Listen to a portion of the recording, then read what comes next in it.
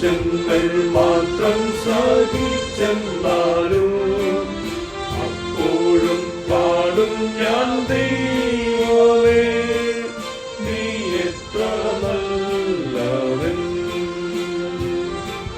നീയല്ലാതാരുമില്ലീശ്വരേ, എന്റെ ഭാരം തീർപ്പാൻ.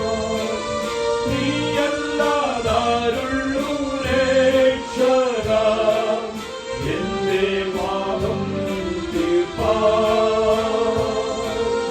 എന്നെ നീ ഏറ്റുകൊണ്ട ദൈവമേ, അപ്പോൾ ഞാൻ എന്നെ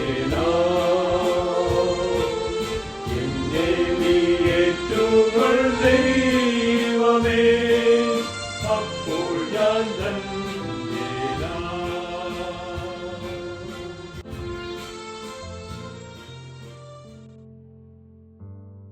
ദൈവനാമത്തിന് മഹത്വമുണ്ടാകട്ടെ.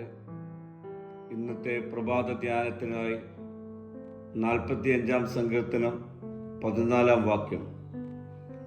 അവളെ ചിത്രത്തയ്യലുള്ള വസ്ത്രം ധരിപ്പിച്ച് രാജസന്നിധിയിൽ കൊണ്ടുവരും.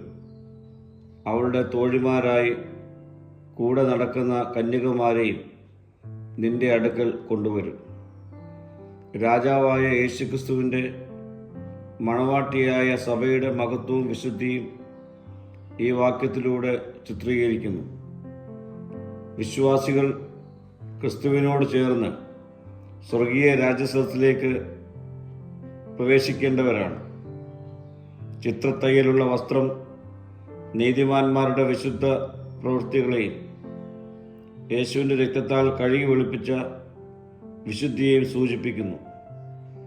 രാജസന്നിധിയിൽ കൊണ്ടുവരുന്നത് വിശ്വാസികൾ ക്രിസ്തുവിനോട് ചേർന്ന് സന്തോഷത്തോടെയും ആഘോഷത്തോടെയും സ്വർഗീയ രാജാവിനെ അഭിമുഖീകരിക്കുന്നു.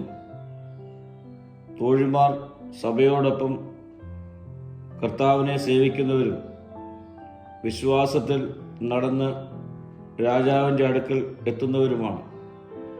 പ്രിയ സ്നേഹിതരെ, ഈ വാക്യം നമ്മെ സ്വർഗീയ പ്രത്യാശയിലേക്ക് നയിക്കുന്നു.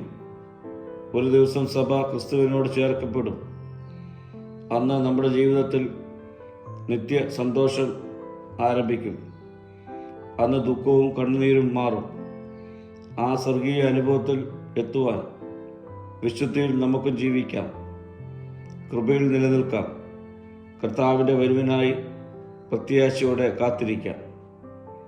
പ്രാർത്ഥിക്കാം. കർത്താവെ, ഞങ്ങളെ വിശുദ്ധരായി നിന്റെ സന്നിധിയിൽ പ്രവേശിപ്പാൻ യോഗ്യരാക്കണമേ. മഹത്വം നീ എടുക്കണം. യേശുവിൻ്റെ നാമത്തിൽ തന്നെ. ആമേൻ.